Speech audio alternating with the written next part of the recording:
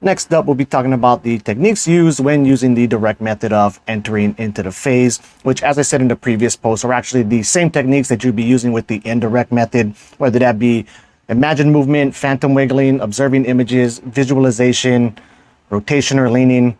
I think I might be missing one, but you get the point. So those exact same techniques, where the real difference here though is when you use them and then how long you use them for. Where with the indirect method, you want to start doing these techniques immediately after awakening. You cycle through them for about a minute or so. Then if you're still wide awake after that minute, you just drop everything and fall asleep as you typically would. But with this direct method, you want to use these techniques as you're falling asleep for about 10 to 20 minutes. And then if you're still wide awake after the 20 minutes, he recommends you stop, because it absolutely can give you insomnia if you're just too locked in on it, trying to pay too much attention to it.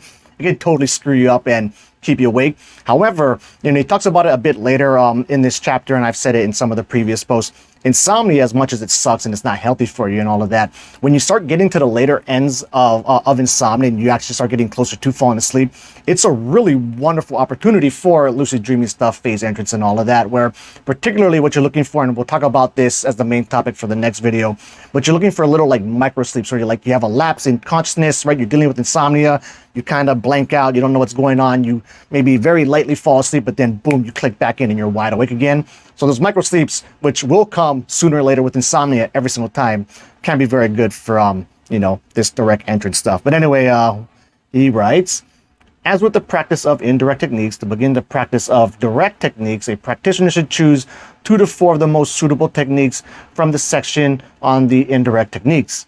Man, I said techniques a lot right there. There are 3 primary ways of performing the techniques: classical, sequencing, and cycling.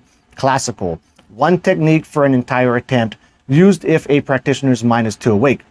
2. Sequencing: 2 to 4 techniques for 1 to 5 minutes each, to be employed if a practitioner gradually falls asleep during attempts. And then the third one, cycling: 2 to 4 techniques for 5 to 30 seconds each, to be used if you think you're going to fall asleep really quickly. And next up we'll be talking about the whole micro sleep thing.